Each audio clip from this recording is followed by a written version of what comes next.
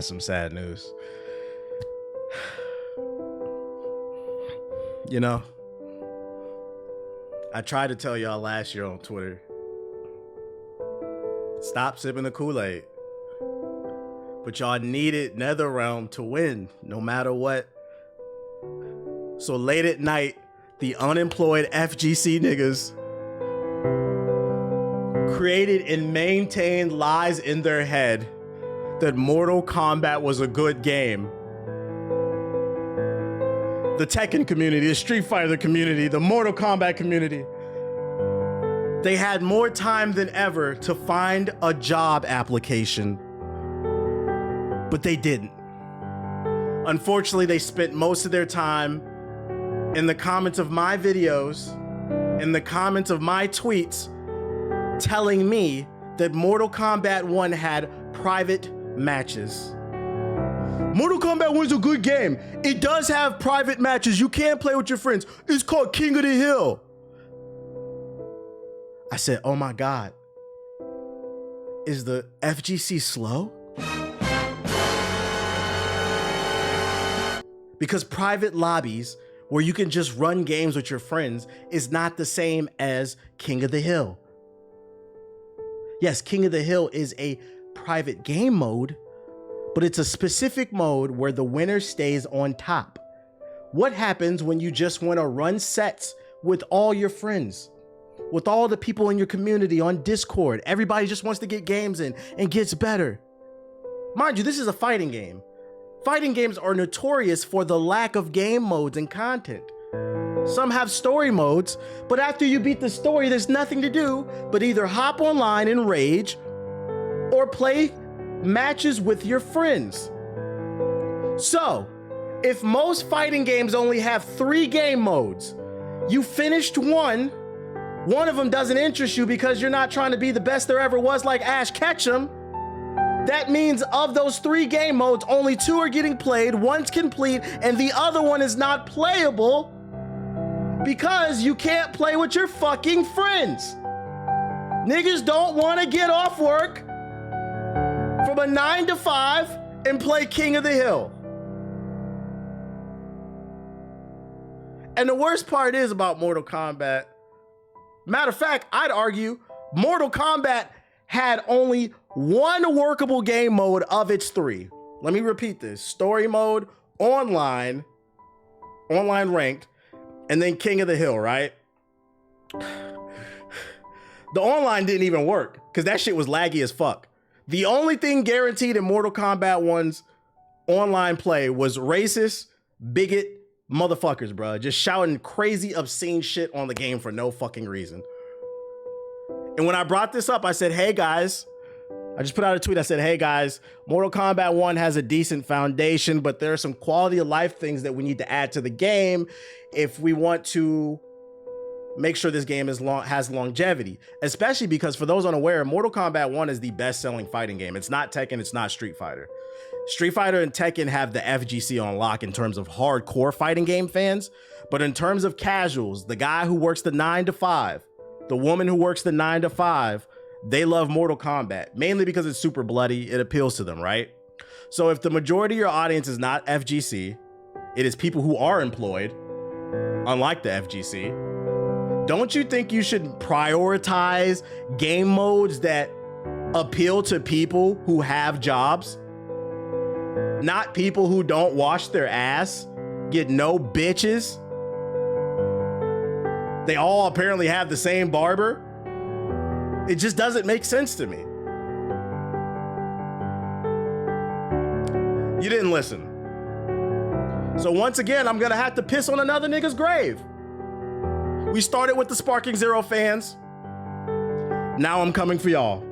For those who haven't heard the news, Mortal Kombat 1 won't get any more DLC or story chapters as NetherRealm needs to shift focus on next Oh no. The signs were there. They were there. Last week, NetherRealm announced they are releasing the definitive edition of Mortal Kombat 1, which is basically the game on a disc with all the DLC, and fans were saying, is this the signal that they're giving up on the game already? Newsflash, nigga, they are. Warner Bros. Has confirmed that Mortal Kombat 1 fans have feared after the recent launch of the Definitive Edition. That's that there's no new DLC characters or story chapters being released for the game. Mortal Kombat 1 has sold 5 million copies, with the franchise now at 100 million total. Mortal Kombat 11 became the best-selling game of the franchise by passing Mortal Kombat 10's nearly 11 million units sold worldwide after the launch. Let's get into the meat and potatoes. We don't care about these numbers. In a tweet on the official Mortal Kombat social media account, Warner Bros. Acknowledged the disappointment the news will cause players. They said, "But our team had never released to shift focus to the next project in order to make it as great as we possibly can." Translation, we know that shit is ass, nigga. They failed to let us know what the next project is. So what can we learn from this? One of the common themes I preach on my stream is being a corporate cock muncher will get you nowhere in life. Sony doesn't pay your bills. Xbox doesn't pay your bills. Valve, aka Steam, does not pay your bills. Get off your knees. Because specifically I'm talking to the FGC. Dear unemployed FGC niggas, whose diet consists of Cinnamon Toast Crunch and no bitches. Get off your knees. Get the dick out your mouth. It's okay to criticize what you like. Matter of fact, if you truly love something, you'll criticize it. Because there is a difference between constructive criticism and being a fucking dickhead. And there are a lot of people on the internet that are just fucking dickheads. But I like to think that I'm not one of them. Now, I can be. I'm being one right now. Because this is another example of how people don't listen. And this is the part where I'm going to talk to my audience. How many times does this have to happen, chat? I have to ask. How many times does this have to happen? When I speak for things, it's because I want them to be better for all of us. People tell me I'm an emotional dweeb. I'm like, what are you talking about, bruh? These games cost $70, $80, $90 now. Imagine if this game was $80 at launch, you'd be mad. This is the second fighting game in the past year that's failed. Thanks for the raid. It started with Sparking Zero. Joining this community because you guys are failures. My man Sonic is watching, and his eyes don't need to see your B cups in that tacky $2 push-up bra from TJ Maxx. Shout out to Issacrit with the raid.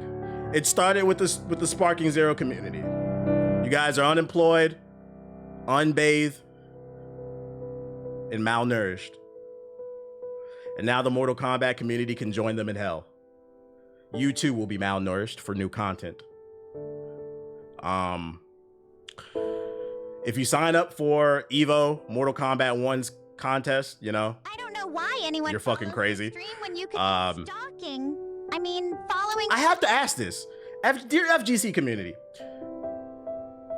how many years in a row are you guys gonna fight for peanuts? It's not even like the good peanuts, you know? It's not like you're fighting for a lot, like a big jar you get out the store. You guys are fighting for Spirit Airlines bag of peanuts, you know? A lot of you niggas fly across the country. Some of you from the other side of the world, catching $500, $1,000, $2,000 flights to land in Las Vegas with a pair of shoes where the flaps are coming off, a dingy Hawaiian t-shirt with spaghetti stains all over it, a head that hasn't been cut in years, halitosis, sweating, and for what? A game that doesn't get any content, any support, and a prize pool that can't afford a flight back to Willacoochee, Georgia. Fuck you bitch ass niggas, bruh. I'm sick of this shit. Get the corporate dick out your mouth. That's the lesson for today. It's okay to criticize things. Just be fair and critical about your assessment, but stop hopping on people because they don't share the same opinion as you guys. People are fucking weird, man. Next topic. This shit out my goddamn face. Where's this beat at? I'm done with my rant. So halitosis is crazy. My vocabulary is expansive, bro. Injustice 3 is gonna be ass too. Don't say that. Don't say that. See, we gotta stop doing that too. I saw an article, what up, Flock? I saw an article about like a dev was saying he noticed like a lot of people hope that games fail. Let's not hope something fails. I hope Injustice is good. Let's hope that NetherRealm learns from this lesson. Also, because I'm gonna be honest, I like Injustice more than Mortal Kombat, mainly because I like superhero stuff. So I want it to be good. The vocabulary is immaculate. I want Injustice to be good. I hope that they learn from this and they continue to add the quality of life things, because NetherRealm needs to understand where they're at. NetherRealm has the casual fighting game audience, and because of that, you need to focus on having all those quality of life fixes into your game so that it can appeal to as many people as possible. Because Sonic Fox can't carry your game forever, guys. Other people got to play it. Yo, shout out to Black Saves with the sub. Appreciate it. The idea of Shadow having DLC. And Static better be DLC. Nah, fuck that. Static need to be in the base game. Static needs to be in the base game, not DLC. If Static, I'm not gonna lie. Matter of fact, I'm gonna go ahead and say this before we move on to the next joint. You did not just say Willacoochee, Georgia. I did. What's the name? Before I move on to the next topic too. If Injustice 3 comes out and Static is not in the base game, somehow that is fucking racist. I don't even care if he comes as DLC. Somehow that's racist too. Static is a beloved DC character. Can we put him in the fucking game? Jesus Christ, man. They won't. NetherRealm stay doing goofy shit. I'm a hope for the best. I'm not gonna wish failure upon nobody. Let me turn my beats back on. Let's get back to it. Other news.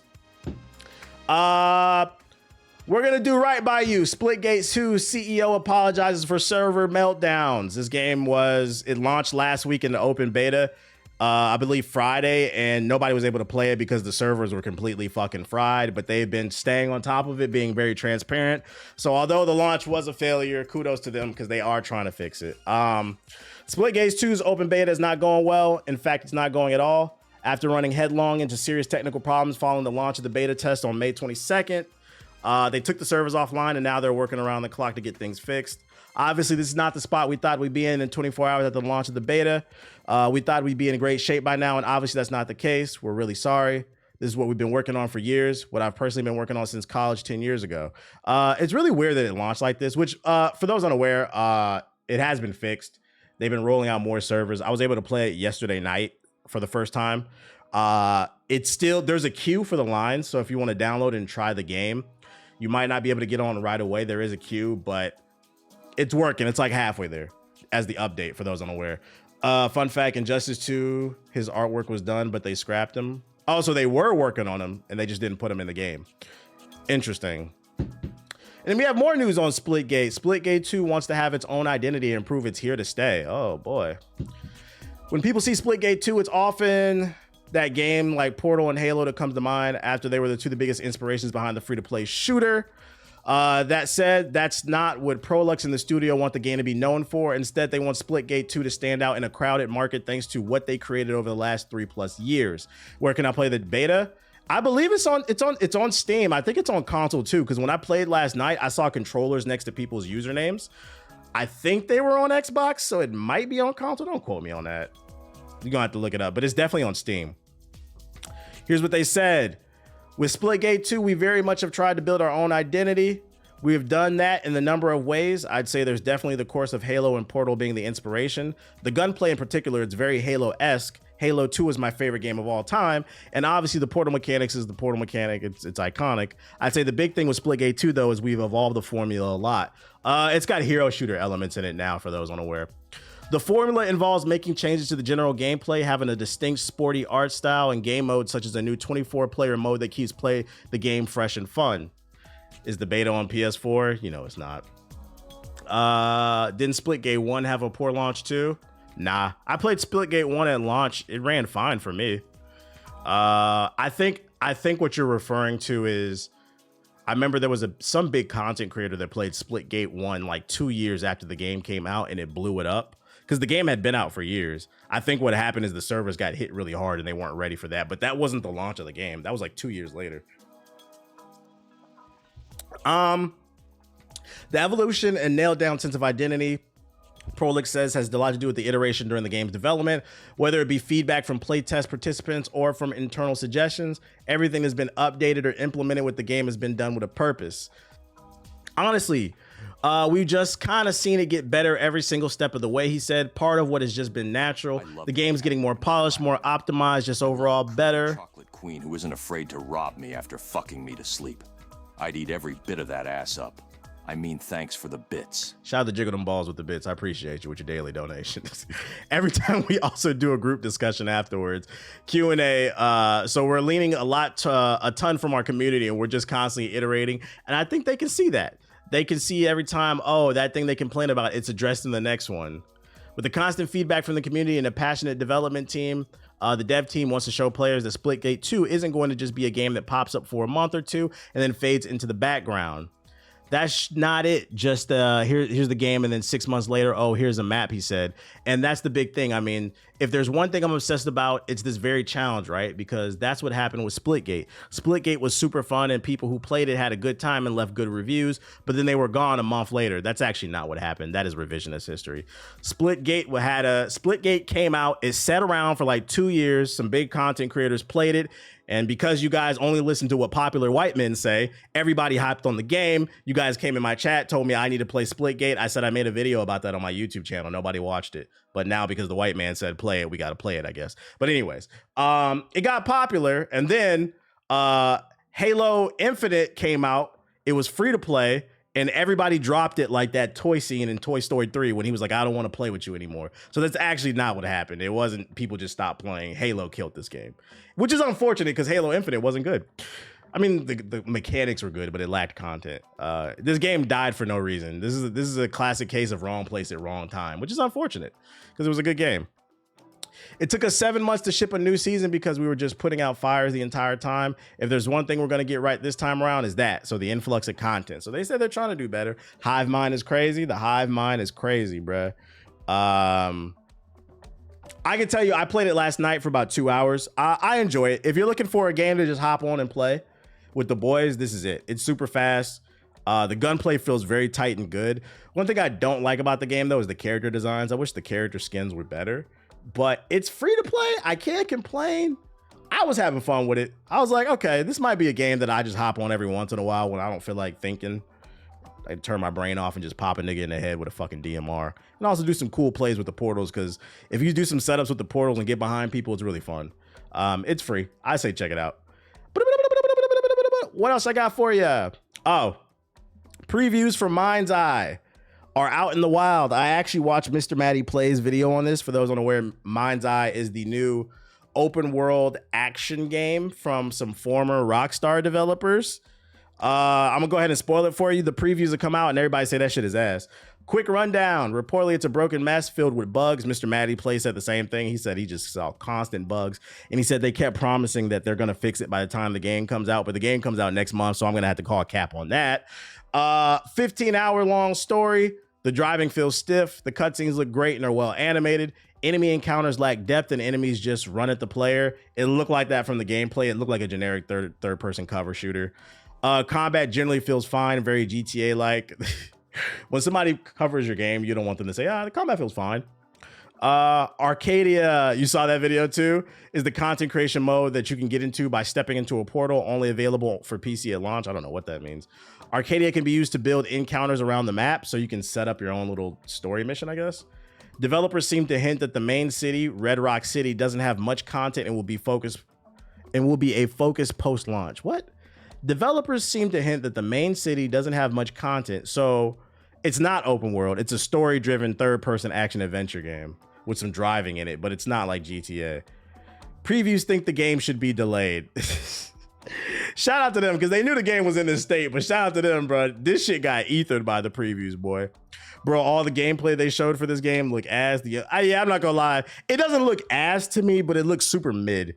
It looks like, why should I play this? It looks like a generic kind of AA Xbox 360 era action adventure game where you play a grizzled white male behind cover shooting at people.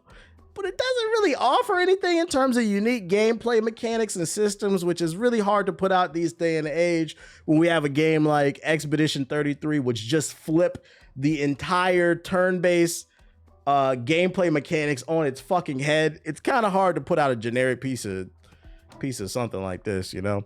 Splitgate 2 on PS3. Nigga, shut up, bro.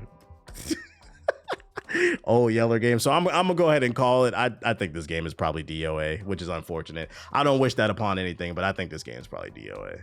It'll be in the GameStop bargain bin in a few months. Other news: Naughty Dog's new IP, Intergalactic. Which, by the way, let me know. Do y'all like when I do the news like this in between the stream? Let me know. Naughty Dog's new IP, Intergalactic, has the deepest gameplay the studio has ever done. Oh, I want Claire Expedition. Hold on, let me put it on just chatting. Whoops. Just chatting. It allows me to get more time on the damn game.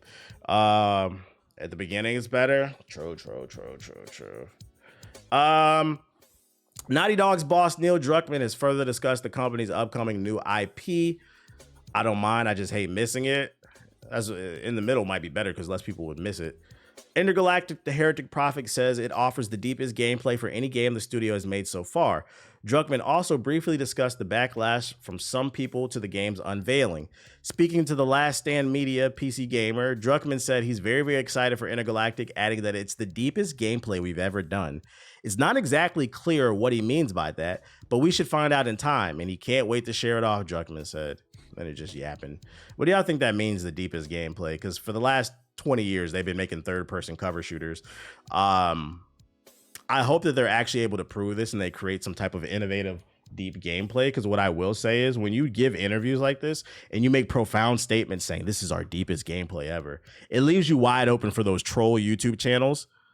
Because you know what, like Kroby Cat. I can see a video where Kroby Cat gets a clip of Neil Druckmann saying this is our deepest game ever, and then it just cuts to them doing third-person cover shooting, glitches, all this other stuff. You're setting people up for a meme. So I hope it lives up to this. I'm not wishing downfall on it because I want them to do good.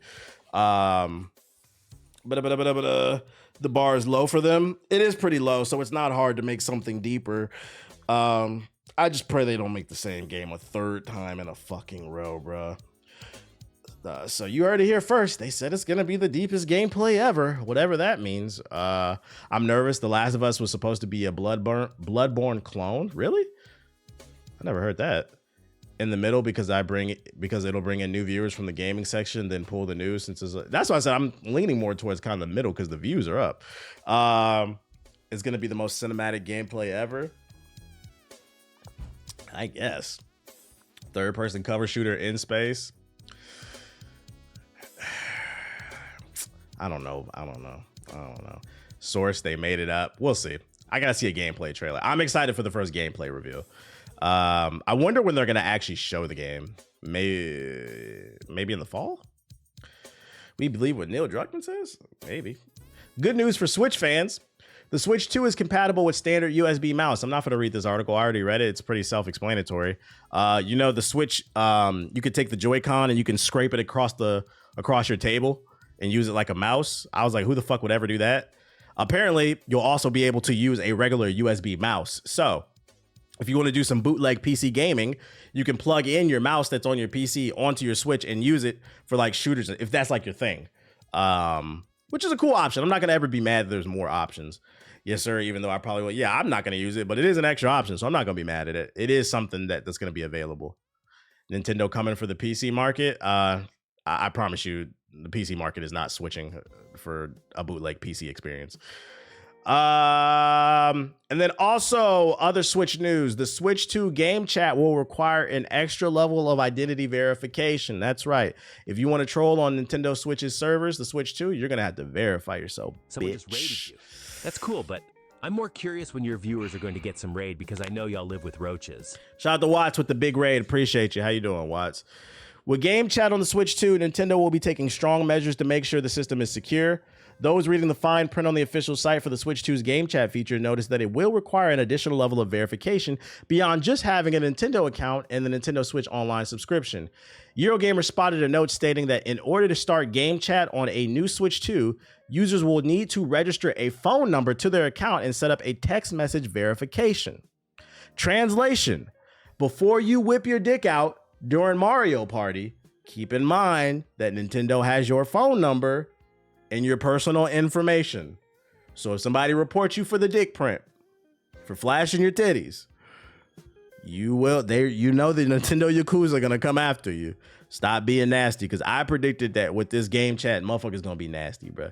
They're gonna be having naked Twister parties. Like, I can see a world where they have some freak off shit. Like, you know, like not Dance Dance Revolution, but what's the Ubisoft game? The Ubisoft dancing game. What is that shit called? You said, what's wrong with you? What's the Just Dance? Just Dance. I can see motherfuckers having naked Just Dance. You want to do something freaky tonight? Let's play Just Dance naked. You get on the camera, I get on the camera, we can record it. Make some freaky videos or something. Just know Nintendo is watching. You won't just be dancing in your house. You'll be dancing in Japan. This is good. Jokes aside, though, this is good because Nintendo's platforms are full of kids, and some of y'all be out of control. I don't know if you was on Uno on the 360. Yeah, I was on Uno on the 360. Girls used to flash their titties all the time. Other good news: Elden Ring Night Rain. It comes out the 30th this Friday. You will be able to play offline solo. So if you don't want to play co-op and you want to play by yourself, you can. That is an option. Pretty self-explanatory if you want to practice. So basically, no excuses. I put this in the group chat, and I said that what's the name? I was like, no excuses being ass at the game because you can play. You can practice by yourself. You can practice by yourself. So if you come in here and fuck up our game, that's on you. And then this one was interesting. Fortnite leaker says some matches can be over 90% bots now. What?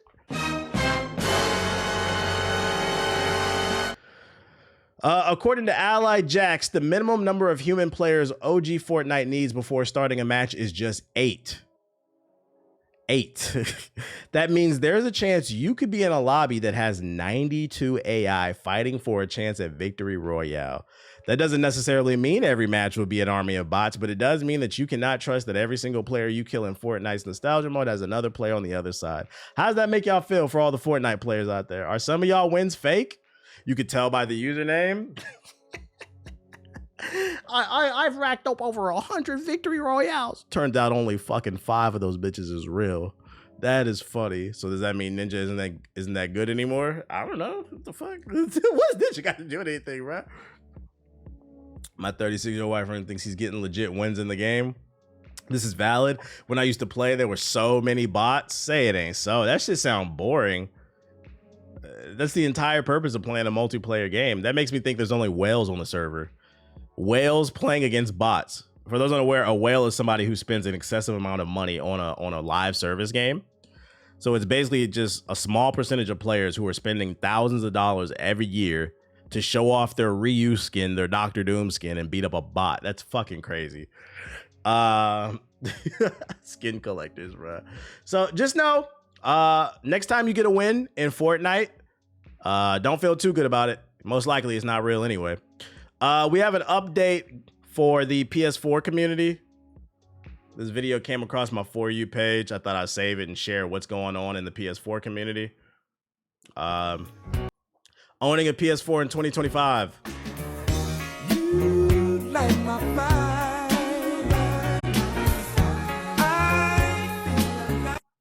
There you go. Just let y'all know what's going on in the PS4.